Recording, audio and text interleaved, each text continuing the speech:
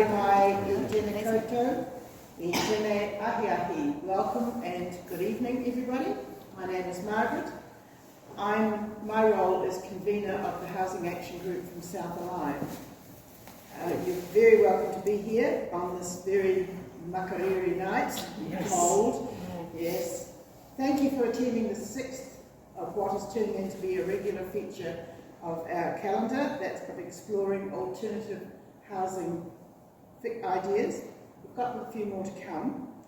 This evening is going to be filmed and will eventually appear on, I'm happy to tell you this is a legal statement, it will appear on South Live YouTube.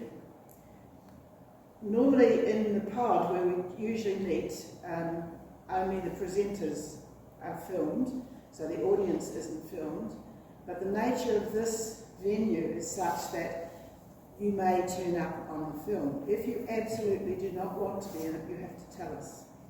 And then you have to keep yourself behind the filming people, which is Maria at the back, she's doing it already, and Anita at the back as well. So if you keep yourselves behind them, not everybody please. Know your best side. Right, my husband always films me from the back. So I'm looking into the distance and I've got a lot of photos of my back. But we don't want to do that to you tonight. But we can't guarantee that you won't appear in our film, but you know, we're all friends here really. Our grateful thanks tonight to Sharon and Andrew, Ralph, for opening their home to us. This is a really important building to them. This is their dream, their project. They've got old doing it. and injured. Yes. So we're very grateful. Now, normally if we are in the pod, I ask, is there anybody here who hasn't been to this venue before? So I'm going to ask that because you're Invercargill people, I believe, and this has been a church for a long time. So is there anybody who's never been in this building before? There's a few of you. Wow, welcome. Okay. It looked a lot different when I was first in it. Yes. What year was that, Margaret? 1960. And Matt and Margaret got married in it, didn't you, Margaret? Oh, really? Wow. We should have got us a wedding photo. Heavens. Oh, heavens, yes. We can add that on. Yes, Maria, you can add that on, can't you? So, welcome, and I'm handing over to Sharon now, and Sharon and Andrew will run the evening for you. Thank you. Kia ora koutou, so good to have you here. I'll do the health and safety first. For your convenience, there is a bathroom through this archway. If you want to go through the door, and if you turn immediately to your left. Oh, to your right actually, funny. The other way, it is to your left, no it's not. So the well is actually behind there, so there's a beautiful wetware room. And that was the only room with the wooden framing, just so you know.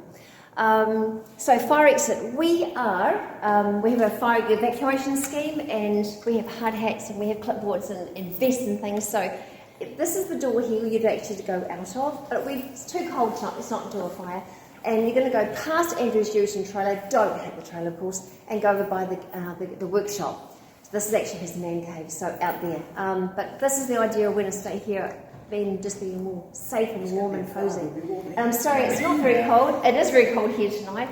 Our final heating system is going to be in on Friday. It's going to be a good day. And so come sit, we're wearing our shorts and t-shirts. Tell you what. So I'm Sharon, of the Sharon and Andy. I call him Andy, call him Ralphie. I mean, what we'll do tonight is, clearly you can tell I like talking. So I'm incredibly passionate about this project. I have all these ideas and they, oh, Ralphie, what do you reckon? And the next minute, ta-da, Andy does things. He's just a really clever person. And yes, his shoulder is not doing so well. We've got guests. We have a wedding anniversary. Is it 34th or 33rd? It's the 4th. No. What one is it? 34th. On the 4th of June, that's the day he's having his shoulder operated on. We've got guests. Our first paying guest, it's a bed and breakfast on the 5th. I said, oh my gosh, darling, how about that? So that's going to be exciting for us. Now, part of what I do, I'm a primary school teacher and I'm a Weight Watchers coach, is why I met some of you at the pod quite possibly. Love the whole South Alive thing. We are very much community-based people. I do a lot of volunteer work with Moses Your Own. I've done fundraising for that. We've been Key Society fundraising for that, and also Belladonna do a lot of camera work and fundraising for that. Now this bowl, where's this from? Oh, I thought it was one of your father's. Anyway, this is a beautiful bowl. Now, what's the price of a coffee? $5, $6. So I know tonight is a koha. So you're here as guests in our home, and we love that you're here. And the idea is because this is a South Alive initiative, that you simply give a presentation, a gift of a koha, generally a coin. But here's the trick, the coin's going to fall through. So I'm going to ask you to dig deep. We have had a couple of events here at the church, which are all about Ronald McDonald House. Now, very fortunate for us, our 3 lovely children have not been in the hospital.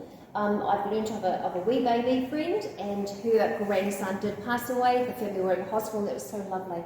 So we were asked, it was in a very much construction site, would you have a supper club here? And we said, look, it's really too construction, no. Ask us again next year. So we had one and loved it, because our venue's so big. So you sell a table, and we had one table down here and one up in the master bedroom, which is just simply flooring, and it had walls, and it had an ensuite to go to. And so all of that money raised for that particular event went straight to the Southland Hospital. And I know a number of families who have used the hospital, you know, when their wee baby or the wee child is unwell, the family goes and stays there free of charge because of fundraising things. And then skip forward to this year, Sharon with her big mouth, I said, sure we can have some club here again. I said, oh, you can have the whole event here. So we had 100 people, 99.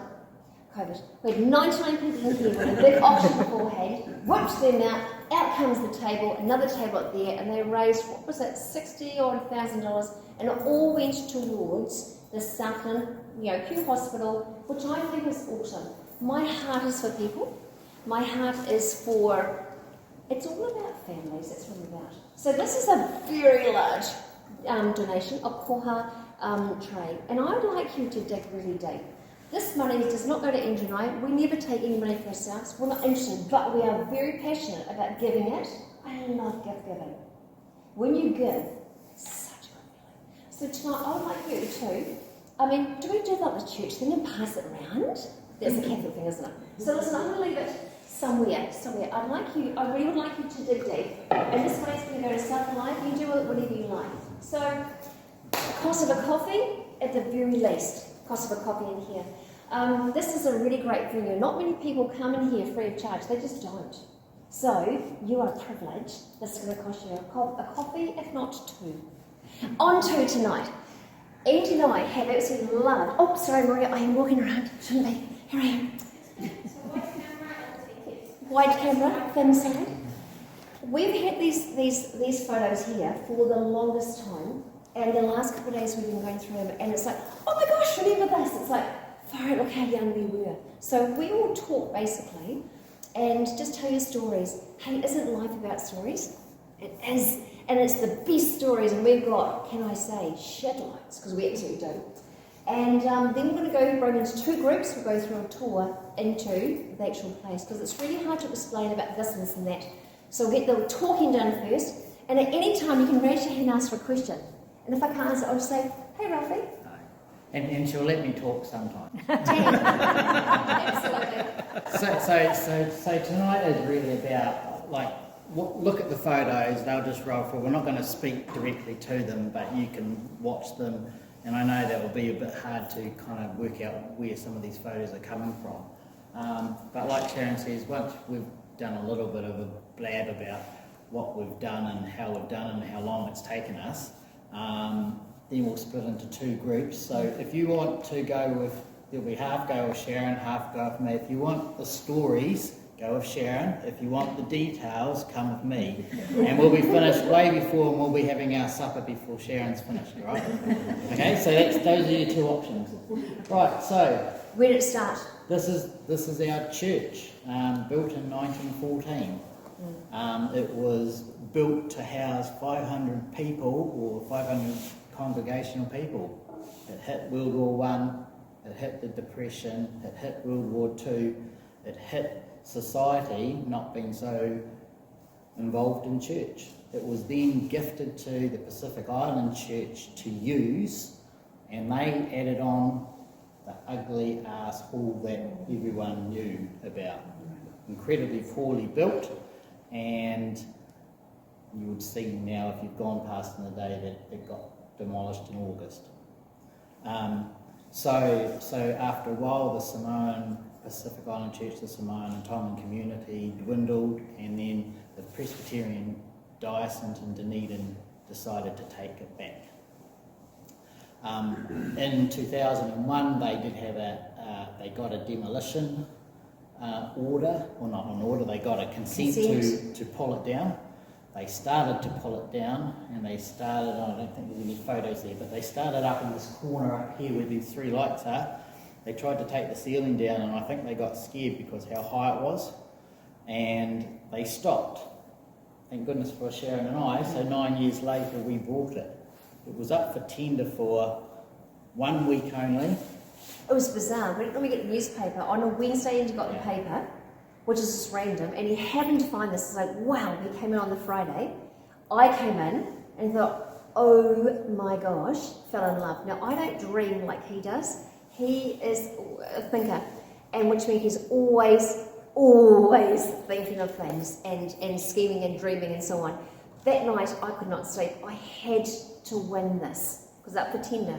So tender is, look, who puts in? And 5 people put in for a tender. We had to win it. Now, Andy's dad is a Presbyterian minister, and he's grown up in beautiful churches. Nothing, to be fair, is as amazing as this. This was just a big, huge rectangle box.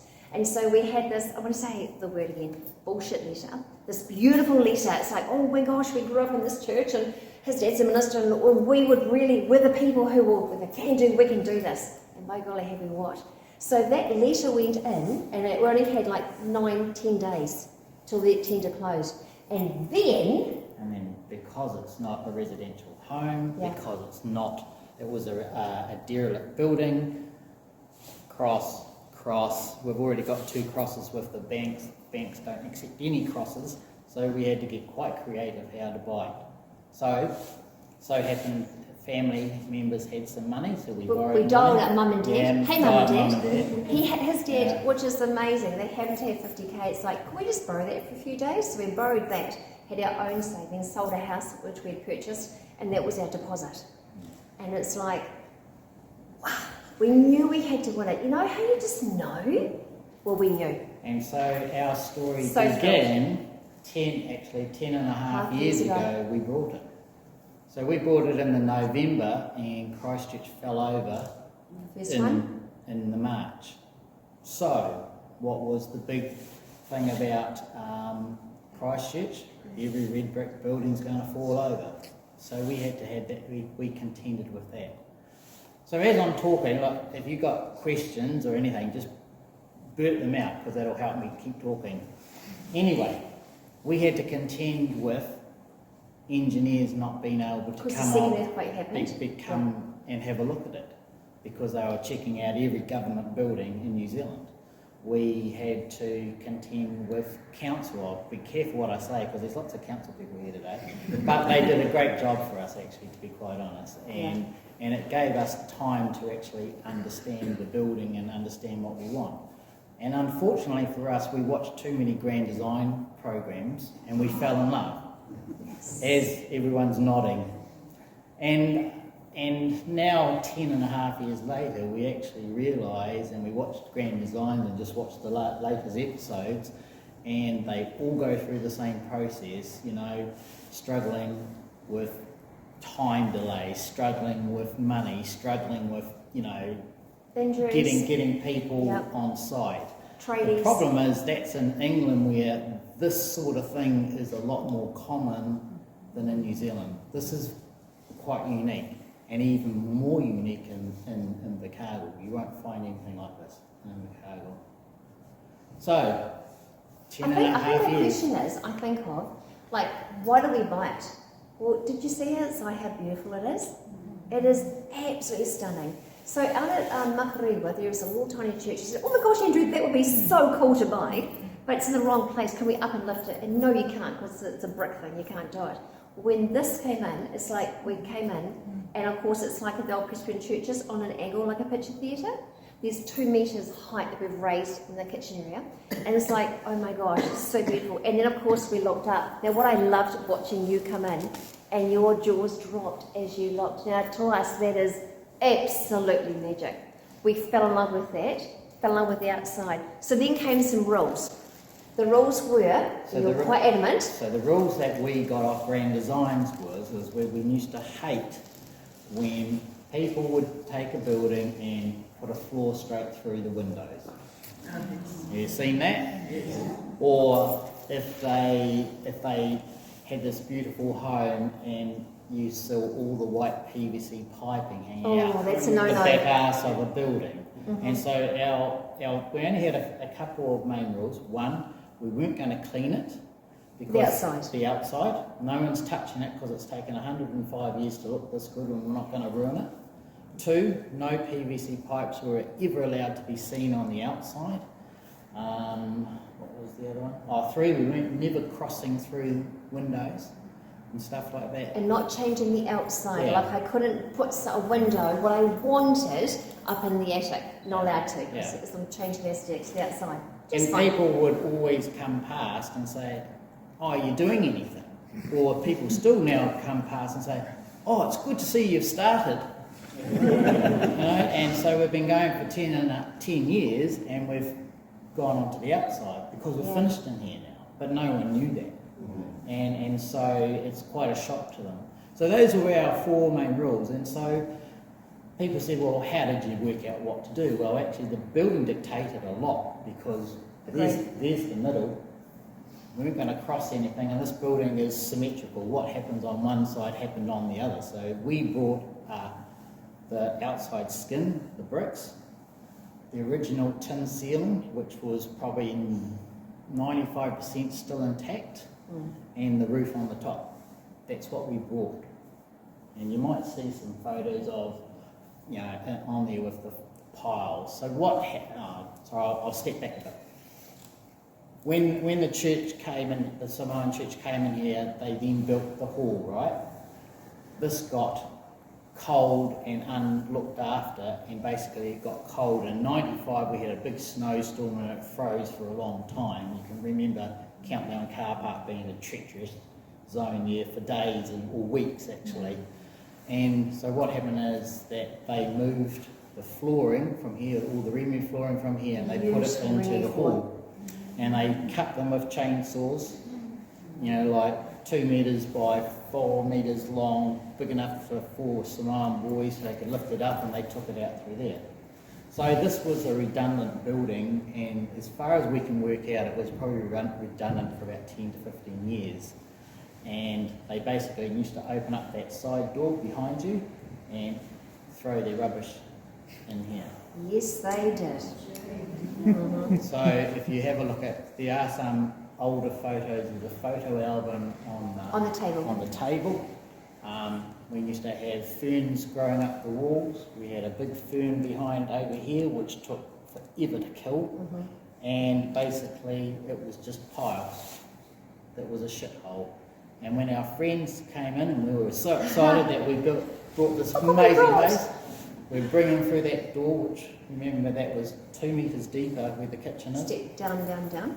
They would come in, and 95% of them would walk straight back out the door because they're going, what the are you guys doing, and what the hell are you've lost it.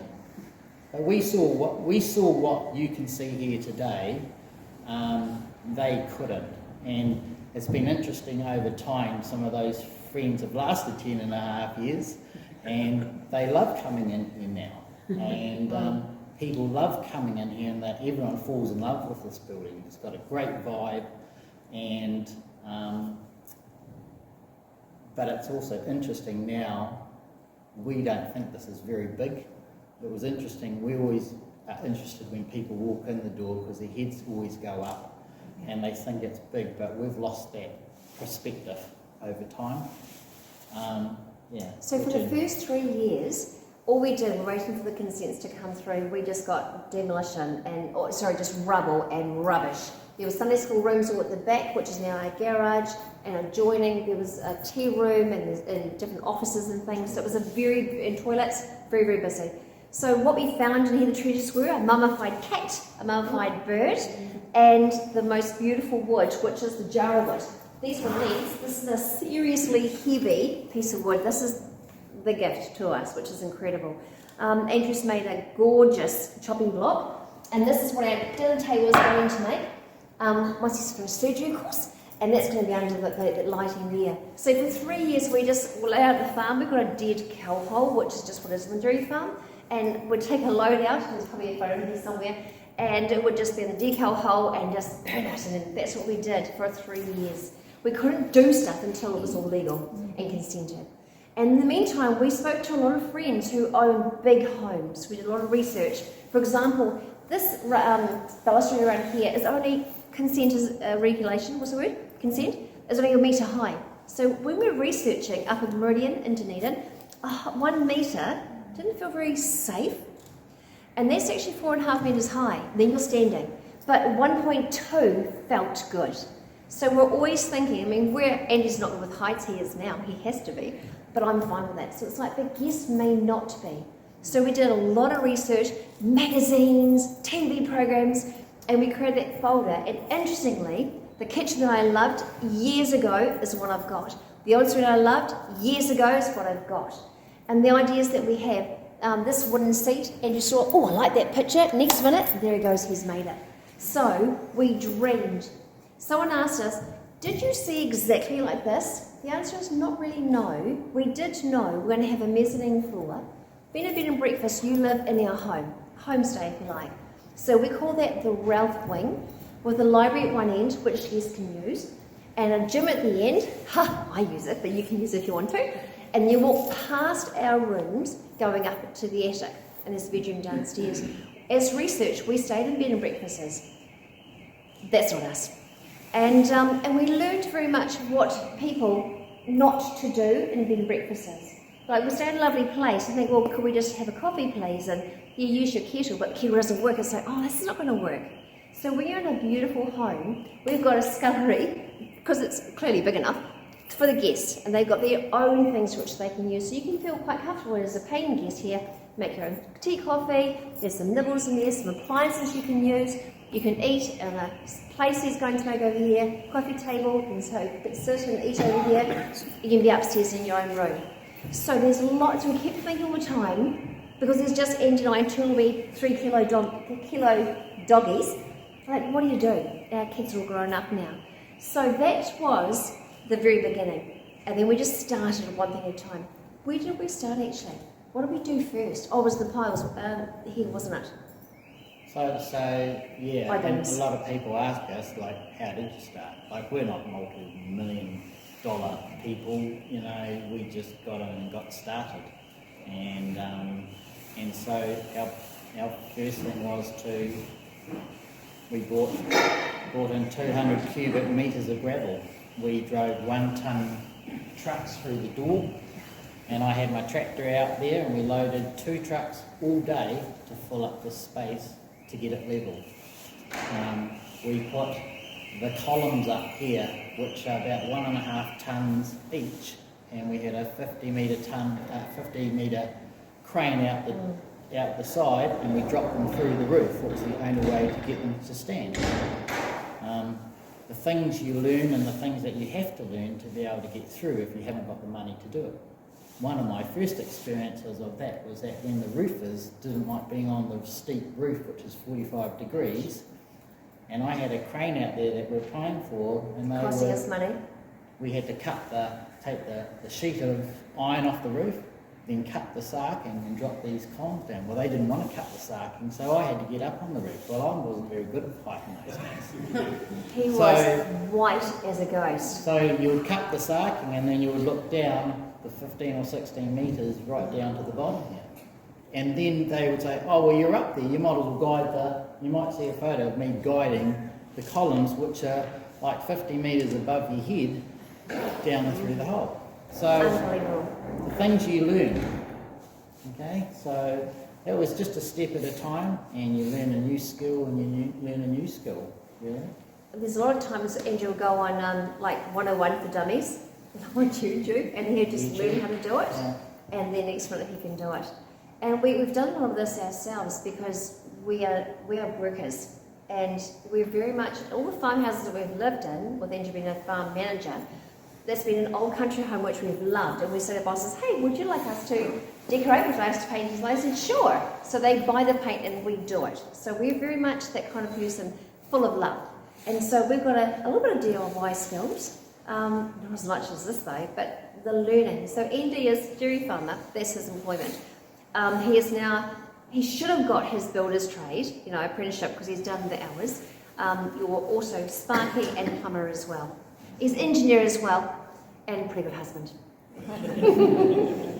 So where did we start? So we got the I-beams in. Now this I-beam is my one, so I had to dig. How far deep was it? It was 2 metres deep. Now of course you've got to have a wee spade. Spade. This small, because you can't have an ordinary size because it's only yay long. So I dug one, he did 8, or 7, I did 1. And that's mine. So when the collar came down, there's my handprint. And that's Andy's. Well, Andy's are all those, but that's his there and that's mine.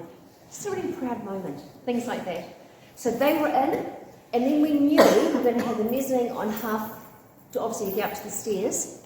And then the attic. The attic was a real buzz actually. Because when Andrew came in, he came in this front area here, he went through a window, and then he had a good look, and there was a rickety old ladder which is not certified for anything other than firewood, and he got up into above where you came the entrance. There was a bit of some framing and a bit of board, and then there was a hole which we'll show you in the tour up in the library. He thought, I don't know what's up there. Well, he got another rickety ladder which is completely not certified, and he thought, wow, there's torch, what is in there? Well, there was 100 sacks worth, which we dug out, of bird's nest. Because the 2 round windows were just louver windows, 105 years of birds stuff. We had masks that, your nostrils were full of crap into. That was a shitty job. But we did that. And he thought, wow, look at this space. So the attic, which is above that tin roof, 135 square metres. There you go. So you do this kind of thing, you're like, yeah, you get in there. And we did that for sack after sack after sack. And that's how it became. See, look at that, we just love that. Anyone got any questions yet? Or are we going too fast? Okay, so other than one framing being wooden, all the frames are steel. Explain why. So what Sharon's saying is that because we changed the usage of this building from a religious building to a residential home, we came under all the regulations of 10 years ago, or 8 years ago. So insulation has to be done, so every external wall has to be insulated. Problem is we're working backwards. So we've been working backwards all the time. That's probably why it's taken us so long. That's my excuse anyway. So we decided that light steel framing was the option for us. One, because of the heights that we're doing. This is 9.5 metre height up here, and gibboard only comes at 6 metre lengths at the best of times, and that's very difficult to handle. And also, if we were to do the framework here, we could never stand it up. We would have to build it in situ. I can't even say that here. And it's real heavy, we can't lift it. Yeah, so we chose to use light steel framing. You'll probably see it. You'll see it on there. And I could build it on the ground, and I could stand it up by myself. And when he says I, he doesn't mean we, because in the school holidays, for 2 weeks, we did the mezzanine floor up there. For 2 weeks, it was freezing. Overalls, puffer jackets, or to go to the toilet. Oh my goodness, it takes such a long time. But all we did was did our heads in. It's simply lengths that are labelled, and you've got like instructions, you've got to find A, B and C and put that together. And that's all we did. Many weeks, I only had half an hour lunch break, hardly time for texting, and freezing cold from like 8 in the morning to like 6, 7 at night for 2 solid weeks. That's just the mezzanine floor. Oh my gosh, that was a hard job. But that's the kind of thing that we are. I mean, we did it because we couldn't afford builders to do it for us. But you know what? We've done that. Very exciting. And the advantage for us with the light steel framing was, one, it's straight. Yes. 2, we could lift it up. 3, we didn't have to use 8x2s. We can just use 4x2 gauge steel. And so the price of the steel became incredibly cheap in comparison to big wood. So that's what this is. The whole of the internal walls are basically, we've got a triple brick outside, we've got a cavity, and then we've got our building paper, which we had to put on before we stood the wall up because we're working backwards, insulation, jib with the steel framing in the centre. You follow all that? Right. We wanted to retain as much brick as we could because we just love the brick. Yeah. So our thinking was brick, steel, concrete, and we changed our mind to have carpet, which I think is the right choice than tiles. So that is seriously beautiful. Question for you. Can you look at those wee holes? There's holes predominantly in there that were already there in the brick. What do you think they're there for? Andy, you're allowed to say, because you know. Or shouldn't I? For what? Escape brick and fire. No. Those holes and bricks, when they built these old buildings, they built them from the ground up. Yes. And they laid bricks with lime mortar that didn't have any cement in it.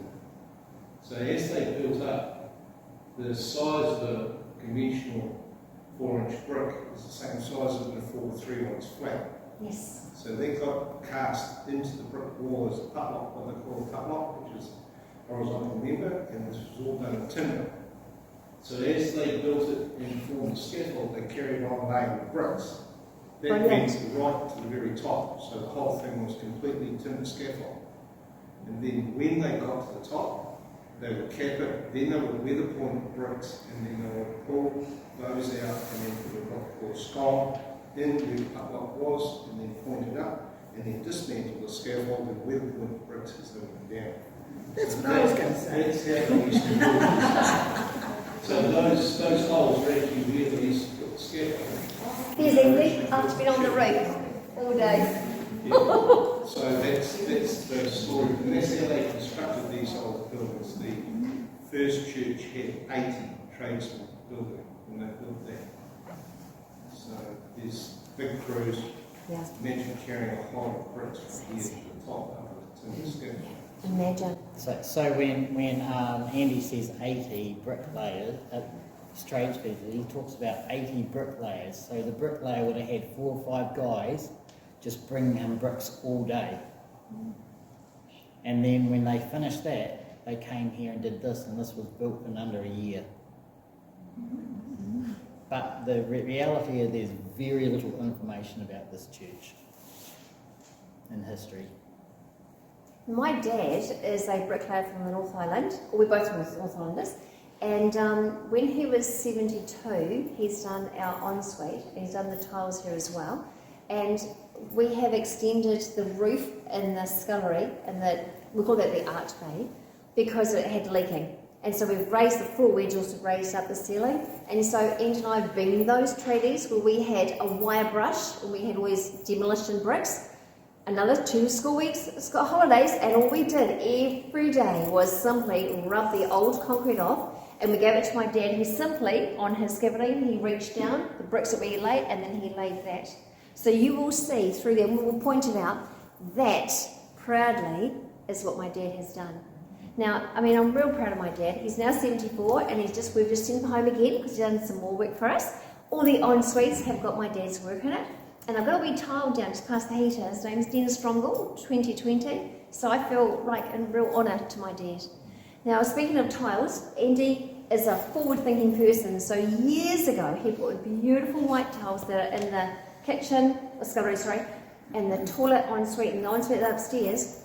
12 cents. He bought 3,500, 12 cents per tile. Got to use those tiles, eh? Now, if you bought the same tile, they're $2 each. And we had 7 left over. No, 12 and a half left over. 12 and a half. How good is that? So one of the advantages for Sharon, well, actually, I'm going to go back again. one of the disadvantages of doing this and not having a fixed contract is that banks hate it. Yeah. Hate it with vengeance, because you can't have a building unsecured for more than 12 months, and then they get a little bit nervous. You haven't got a fixed contract, so you don't know what we're going to lend you. So we've been like those grand design people where you're always struggling to progress because you haven't got the funds, so you've got to make the money then, and that takes time. And so that's been a disadvantage, but because of that disadvantage, we actually had time to find stuff on Trade Me that people didn't want or didn't need, and that kind of stuff, like the tiles, for example, or rondo out of Christchurch that we got next to nothing. You can imagine how much rondo we used around, that kind of stuff. So as much as it, so what happened is that we traded time for savings.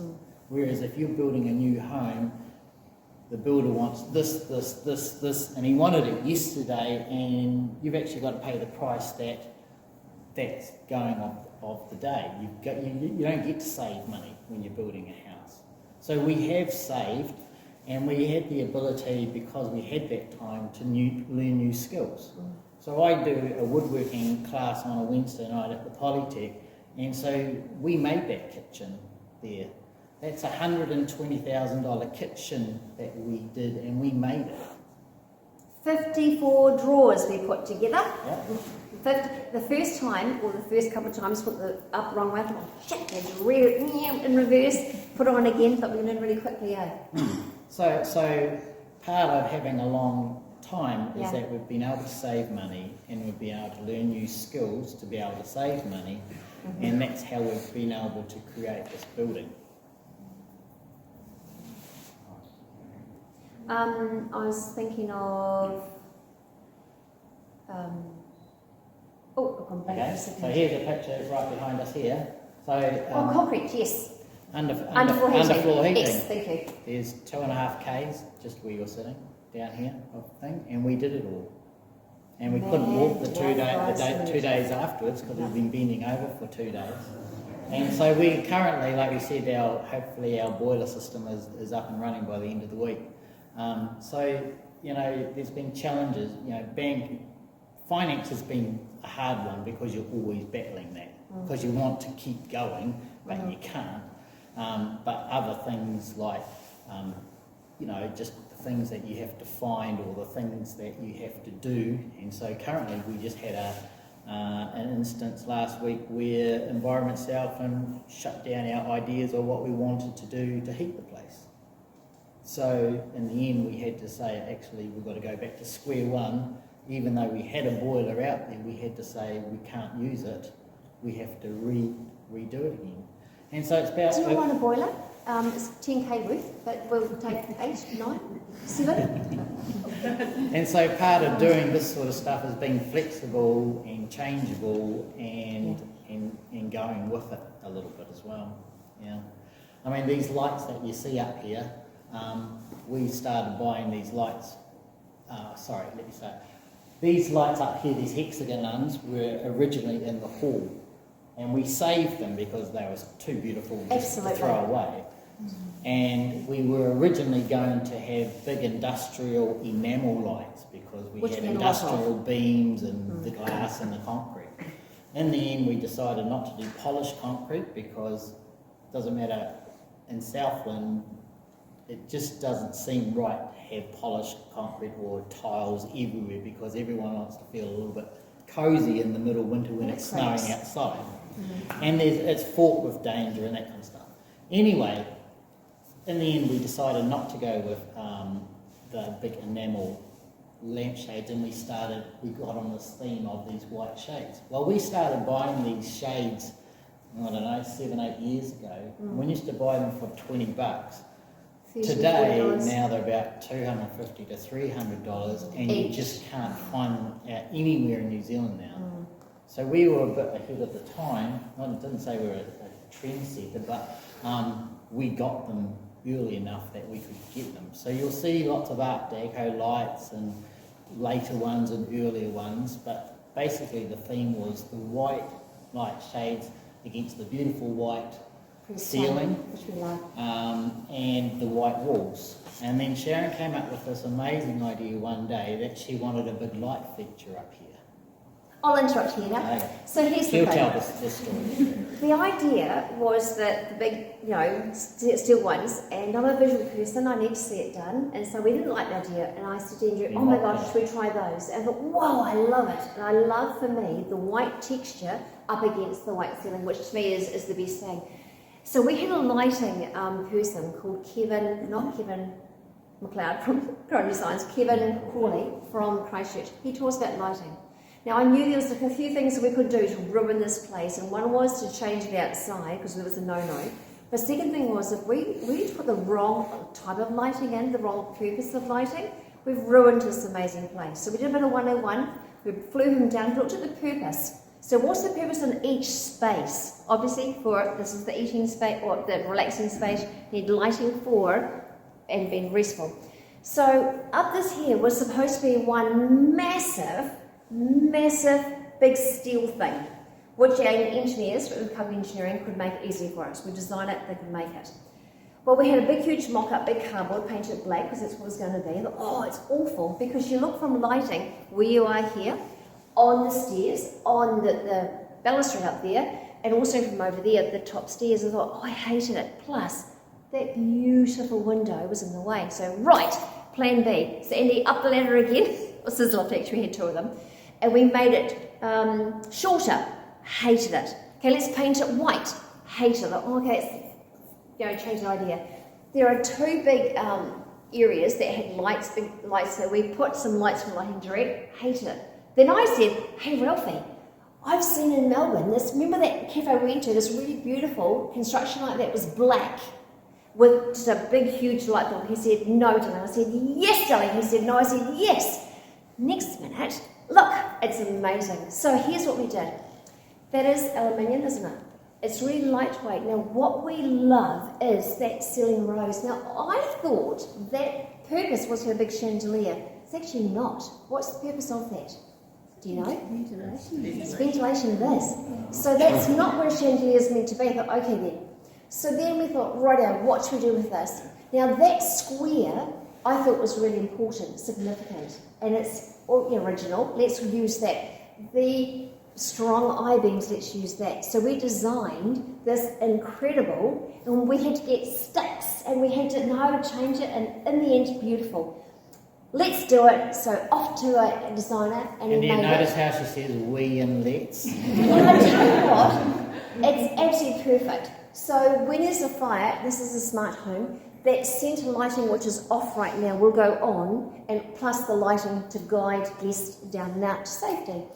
So I said, Andy, I love it. So we've made that. Now I thought, easy day to put it up. Well, actually it's not. He's freaking out. Come on. Because it's actually wider than the I-beams. And we had 3 scissor lifts, 3 cherry pickers, yes. 4 people. This is the couple of reasons I said no. 1, it's wider than the I-beams. 2, it's 9.5 metres up in the air. 3, it's 6.5 metres long as his shadow. But it wasn't heavy. Yeah, it wasn't heavy. No. 4, I went to school teaching. Come home. Yeah, 4, we had to have 3 scissor lifts in here and about 6 people to lift it up and get it to sit up where we had it. And it went easy peasy.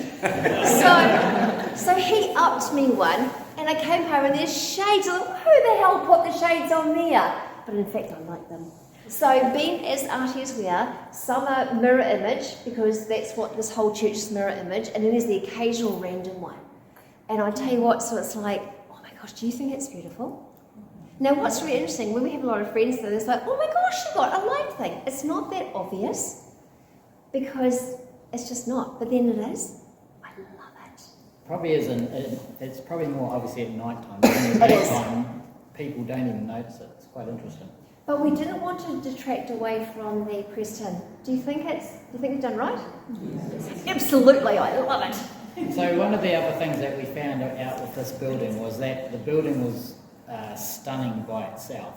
Yeah. And so we weren't trying, perhaps if you do a new build you might have a red or a green door, or you might have this fancy light fitting, But we didn't have to ever do that in here because the building was stunning just by itself. So That's we've right. been, I know it looks amazing and beautiful, I think it does, but really it's quite a basic construction and build in here. So the steel that you'll see going through here is like a crisscross, noughts and crosses board, and basically that same framework is above the pressed tin ceiling here, which then holds the ceiling up and supports the next level of flooring, which we've made the attic into bedrooms. So upstairs above the ceiling now, which was totally no one had ever used that space in the history of the church, is 135 square metres of home up there. It has 3 bedrooms, 3 en-suites, 2 decks, and a spa pool to go on the north deck over here. Extra reinforcing above there, Yeah. so it'll be fine. So Exciting. this is what you call a 1,000 square metre home, disregarding the volume of air. So every level is 4.5 metres high, so you can probably say it's like a 2,000 square metre home. That's how much air's in here. We put 20 tonnes of jibboard into this place. No, that's not me, it's him. Yeah. I did a little bit stuck, it's too damn heavy. Yeah. These ones up here with the expansion joint, obviously you can't get jibboard that long. We put the first one up and we had the scaffolding. I think Sharon said a little bit earlier on that we had to have the scaffolding slightly out from the wall so that we could pass the jibboard up. And we just, our builder at the time was above me, and we would pass it up and pass it up and pass it up until we hit the top. So we did a lot of stuff really manually, and because we couldn't afford to do it any other way. We had one builder, and Andy, And who me. would dairy farm in the morning, do some jobs on the farm, and then he'd come and spend the day here, and then go back and work at night. I would often come in before school, do 2 hours before school, do a school day, then come in maybe 8, 9 at night. We did that. Weekends, and we've done that. Our family, our son, fashion designing, it was his 3rd year at Dunedin. This back wall here, well actually these walls were hideous. It was, what was it, horsehair and netting, and up on a rickety ladder, no health and safety, with a sledgehammer, just chip, chip, chip, it fall down, chip, chip, chip. That was his 2 weeks. He earned some money. So it's So been we worked really a lot of hard work here. So it's been a family thing. We've all kind of done stuff on it. Our Yeah. daughter at the time was Draftsperson? doing drawings for our architectural draftsperson, so she drew up the plans for us. Amazingly, we haven't really changed anything from the very start, apart from that this return on the step was going to go down towards the fire there, and that's only the big significant change that we ever did. So we think we got it pretty right at the start. Yeah, we did. You know, like our sons is instructing us and helping us how to lay out some stuff for these very architectural and design Designer, yeah. thing. Our daughter does all our graphics stuff for us, and we'll be doing more graphic stuff for us. So we all do stuff. Website. Yeah. Yeah. So basically what we have is 1 bedroom downstairs, that's the guest bedroom. We've done that because at the time we're thinking Angie's mum and dad, certainly his mum has passed and she hasn't been here, they would not handle the 57 steps up to the top. So that's for guests who couldn't handle the stairs, and they have their own ensuite as well, and the rest of them goes up to the top here.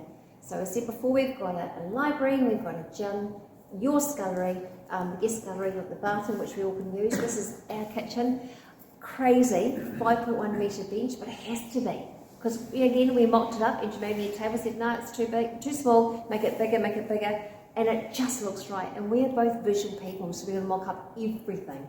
And our 3 lighting over there, those 3 lightings, we had ladders with planks of wood and we hung at different levels, but we could do that to make it just right. Even in the guest toilet, there's 3 hanging lights. Now, it's all a mathematical equation. It's not random. We do not do random. We get the tape measure out, and it's got to be an equation of. So it's off, but it's the right kind of off, pleasing to the eye. And the other part too is that for such a big space, our eyes are all trained for a normal home, And so what we found is that we had to oversize everything Yeah, for sure. to make it look for your eye right. And a classic example is that those doors behind you there, you go, oh, they look all right. Well, they're 2.5 metres high. And you don't realise how big they are until you get someone who's a little bit shorter, or even you're tall. You're tall. Anita? 5'7". Yeah. Yes. You don't realise how big they are until someone stands in front of it. It's the same as the kitchen. Actually, doesn't look that big, but seriously, I put my hand up and I can't even reach the last group. But There are cupboards, but we can't open them. But if you made it Good shorter, space, though. it just looked absolutely stupid. Yeah, it does. And so we've been always mindful, and because of Sharon's inability to see things, and we've had to mock stuff up, it's been really good because we've got it right in the end. Yeah. Yeah. We just purchase big things. Yeah. So the lamps that we get are big. Anything that we have is big. We've got Yeah. big, huge vases, but we have to. They seem to be big and they seem to be really heavy for some reason. Yeah. Hey, I feel we need some questions. Please, anything. Good question. A blind. Yes. Blinds. So when you go out into the foyer, we just had we've got some more Yesterday? blinds going up tomorrow there, and so that's an electric blind. That's just the wiring for it to come down. Yep. The master bedroom, which is exactly the same window as that, is not a blind. We're having such issues about the weight of it. So it's going to be a huge steel curtain at roller thing, and we're just going to pull them across, and I cannot wait. Oh, I'll explain the door.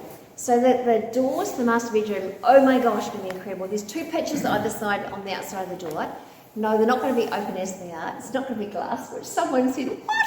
Is it going to be glass? I thought, let's just think again. It's the master bedroom? No. So, again, people in the pub engineering, Donald and his crew have created these most incredible doors, and I will open and close them because the sound is just amazing. And it's going to have 8 panels of Hortensian steel, which are outside, Hortensian rusting as we speak. When it gets to the colour that we like, then they put a thing on to stop the process. And on this side over here, the second one down, there's a photo, is our church logo, which the church bought in 1914. There's 2 glasses on the kitchen bench there, that's our logo, will be on there. Now that is going to be seriously amazing. So what I was wanting with that was a massively heavy material, and then you look through and there's the soft linen. Oh my goodness, cannot wait for that to happen. To lay the curtains on the boat. And the boat won't be in until end of August, so we're going to have winter again with no curtains. Bit of fun. So yes, though there are going to be blinds. So see how I told you she tells stories? So the technical detail is that those doors are probably about 500 kilos each. Yeah. Hence the rumble. Hence the rumble. It sounds like thunder when the bearings roll across the door. As you go up the Go down stairs. to the kitchen to sneak something out. No, and you can't get down the stairs very far without being hurt either. See, in Dunedin, if you've been to Pluma, it's a clothing store, I've always loved those stairs. It's like, wow, look at those. And that was the idea. I thought, whoa. So we also wanted that. We wanted steel stairs, we knew that, we researched, but to have lights coming through was your idea. What's really cool is the designer, the architect of the church itself, which has also done the Salvation Army, thank you, behind McDonald's over there. His motif is like a 4-leaf clover type thing. It happens so. When we were looking at designs, I thought, wow, look at this, it looks a bit of a cross. Well, when we had a historian here, he said, Edna and Sharon, did you realise? He said, you've chosen this? We said, yeah, don't you like it? We've got the mountain around it, looks really cool. Beautiful to step up and step down. It's the right tread and height. Riser and tread. Anyway, he said, no, it's the same style. I said, you're kidding me. So we didn't really notice the beautiful shape. But it's just like, wow, that's just one of those cool things, that the same design we've chosen for our stairs is the same on the outside. Cool story, eh? Please ask questions. Please ask questions. There must be something you want to know. I don't know how you change the light bulbs. Well, my story is, Sharon's got a theory about this one. I'm going to put some scones in the oven. I'm going to ring the fire brigade and say, come on over, boys, get your shirts off, get your ladders out, and change the light bulbs. Well, that's my girl fantasy, but in reality, we're going to get some scaffolding, and we'll put it up, we'll change light bulbs, we will clean the I-beams, and there's pesky damn flies who are just sitting on my nice clean and freshly We actually painted. brought a small scissor lift that we can get through all the doors and we can get to that height. But we didn't think that far enough through. Now that we've got beautiful carpet on, we didn't want to bring it on the carpet. So if we want to use a scissor lift in here, we'd probably have to put plywood down, or there are some other options for scissor lift, which are just a vertical ladder that goes up in the air, which you can wheel in and you can't move around. Yeah. I will add that scissor lift was a Christmas present to me. Yeah. Another Christmas one, he said, darling, here's a diamond. Well, actually it wasn't. It was 5k worth of stones. Gravel. It's like, okay, honey, I think you're missing something here. Practical Andy. You had a question. What was that story about the boiler you're saying? That's a big story. Hey, Yes. the story of so we've got underfloor heating, basically it's hot water going through your slab. In zones. And we heat the water. We bought a boiler From 7, a high 8 school years ago. It in was a Dunedin. defunct primary school from Dunedin. We bought it. It was potentially a coal boiler. Well, the world's moved on a little bit in the time, and whenever we say coal, you can see people's faces just screwing their faces up now going, oh. Anyway, it's a 130 kilowatt boiler, which would run the floor, run all our showers, run anything we wanted to do. And the reality is that we could change it to wood pellets or wood chips, which is cool. That's what all the schools are doing, that's what the pool's doing, well, that's all well and good. So we go to Environment Southland and we ask for a resource consent, so we're happy to pay for all the paperwork and get someone to do that for us. And they came back to us and said it doesn't matter what we burn in it, coal, wood pellets or wood chips, we want you to do a modelling of what will happen to the minuscule particles that come out the stack. Well, these boilers burn so hot that there is such nothing coming out of it. Anyway, I suggested to them that, well, why don't we put a filter on top of the smokestack to catch anything? And then they say, oh, well, you can't catch them, they're so small. So at the end of the day, what happened is that we got caught. One, the government wants to stop coal use for small people like us. We're not big enough or rich enough to fight them. Two, then the other argument is that then why do we import so much now? Just quietly. So then we were forced to go down the track of that we could use wood chips or wood pellets. Does everyone know the difference between that? So wood chip is a big chip like this, and you need to burn about 15 times as much as coal to create the same type of heat. So you need a bunker that's 15 times bigger than what we were going to build. The problems with wood chips is that it doesn't fall down into your auger to go into your boiler, so then you have to build a bunker that's got a mechanical stirrer, so you can just imagine the price of doing all that. And so then we, in the end, decided that perhaps we just go for the wood pellets. Well, at the end of the day, the wood pellets are as expensive as buying diesel. So now we've been forced, because of the modelling, Which is up to 10k, which we do not have. $10,000 to do the modelling. That didn't guarantee that you're going to get a resource consent to be able to use your boiler. So we just had to say, let's just stop the boat here, let's just have another look at it, and so we've been forced to go down the diesel route. Wow. So we've got a diesel boiler now, and that's what we'll run. Yay! So the problems that we have to solve along the way. And that was weeks of stress, just what can we do? And Andrew works really well under pressure, and it's just like, can we try this? No. Can we try this? No. Okay, let's try this. No. So he knows it's like, and he's still basically, look, I just need to, what's the objective here? Is to use all the underfloor heating that we've got. We got guests coming soon, we need some heating. It's like, let's just think outside the square. Okay, let's start fresh again. So currently, tonight, that's the only thing that's heating this building. And It's this a wee seven- heater, it's a we 7 sit right kilowatt, here. Yeah. We rugs and It's a 7 kilowatt heater, and basically the temperature in here is probably about 3 degrees lower than what you want it to be. That's the only difference it is. But yeah, that's what we're looking forward to on Friday, to have it up and running. you feel the heat as you go up, of Yeah. course. The mezzanine floor and the attics is fine. Lovely. But down here it's just not. And it's got polystyrene, it's got all the insulation in the building in this place, but it's just, once it got cold from the frost the other day and from Anzac Day when it was cold, it's just stayed that just slight cold. In summer, it's amazing.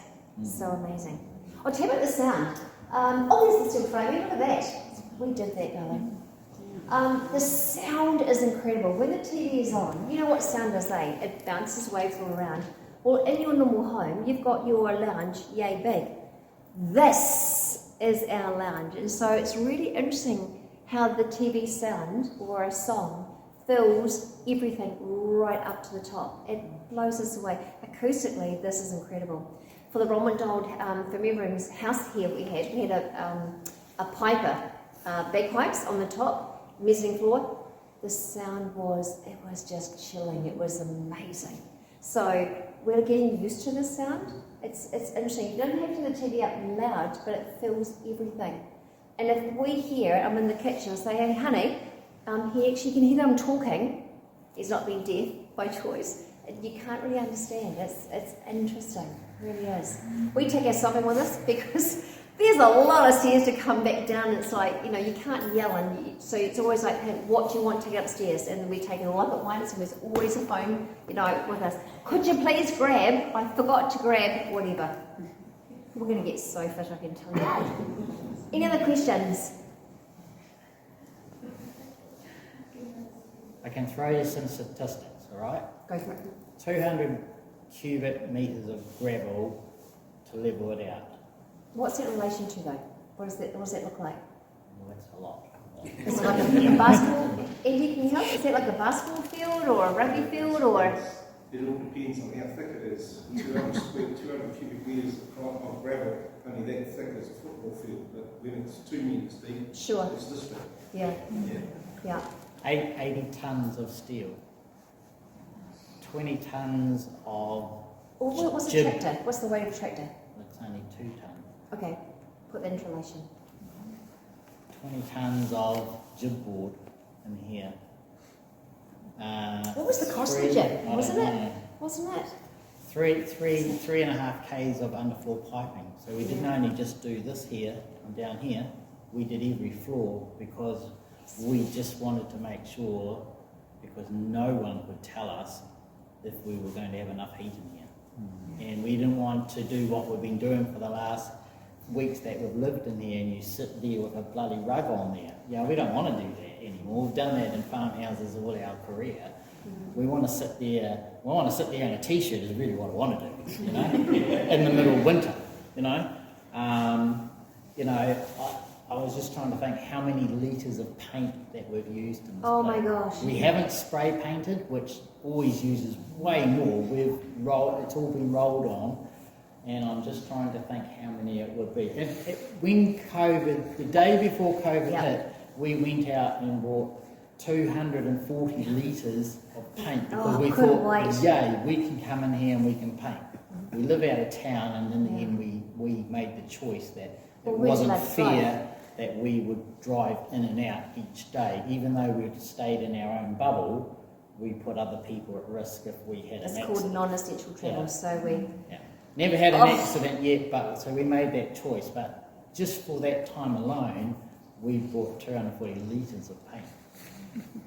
And that was just to do down here, wasn't it? It wasn't even the attic spaces. Right, someone must have some more questions. How many kitchen drawers did you say? 54. What do you put in 50? Is it like a spoon in each drawer, is it? Do you know what? The top ones... Oh, we've got a bit of alcohol in the top ones over there. Oh, the cupboards. Oh, drawers. Okay, the drawers. I'm sure you said 54 drawers before, Yeah. yeah. There are 54 drawers. See, the problem is when you Yeah. get old, you forget what's in You them. need a No, I map don't just to actually. find your No, cutlery. I'm a visual person, so I know where it is. So that was our biggest I've problem. got a few empty drawers, I can Yeah. tell you that. We've moved things like that doesn't work, so we move it, and we've got 2 dishwashers, one this going and one here. It's like, which one are we going to be using? Because it's like you empty the dishwasher for breakfast, you've got to walk all the way through here to put it away. It's like, so we're still teething, still Yeah. working that out. Yeah. But it's luxury, it's beautiful, so beautiful. And no handles, Margaret. I don't like handles. They're hard to wipe around, so it's all push, which is so lovely. And they're automotive painted, and it's resin black white, as this is. Who would think there's so many white paints around? It's a beautiful tone. Any other questions? Yes. Did you make provision for somewhere to put a lift in if you need it? That was a really good question, actually. We wanted a lift. We looked at that, really expensive. The only place to get all 3 floors was basically in the middle. And it's like, no way, that ceiling is too amazing. What we do have is that a dumbwaiter, so that we covered, we opened, and that's, the engineering is still being made at this time for suitcase, because that's a lot to go up the stairwell. The fire exit, we have got, just above the whale on the mezzanine before we come down those stairs. There's a beautiful stained glass window. And just made a door which will open. The landing is being made as we speak, and it's got a fire exit to go down because it's from 50 metres from the top, and exit for fire has to be 25. So guests are safe out there. There was, like Sharon said, if we were to put a lift in, it would have been smack bang where that ceiling rose was to get the head clearance at the top. But you still need another way of exit. You can't just have the one. Yeah, you still need stairs. And so that would have ruined the open spanse here for us. And then there's compliance cost every year with a lift, which is another cost, and we said we just didn't want to go down that track. Potentially, if we'd done a bit more research, you could have done water ram ones and all sorts of things. So that could have been slightly easier, but yeah, we didn't want to ruin the openness of this, because we always wanted to look, when you come through the front door, that the kitchen was the focus. That's why that tap smack bang in the middle. Smack bang in the middle, So the and that's door's the back heart of there. the home. Isn't it? All ladies know that. Family, food. Right. Right, it's time for a walk. Question. How do you make a booking to stay here? Have you got a website? Well, a website's being made as we speak, but you can join us on Facebook. It is called The Church 1914. That's what I'd like to know. Yes, you can follow us by all means. Yes, very exciting. So you can take photos if you want to, by all means. I'm going to take the first lot of people. Who wants to hang out with me, you're most welcome to. We're going to start, this is the office. We'll go this way and up, and the others can answer technical questions if you like, or you can go around that way. Right? If you want to, you're welcome to come with us.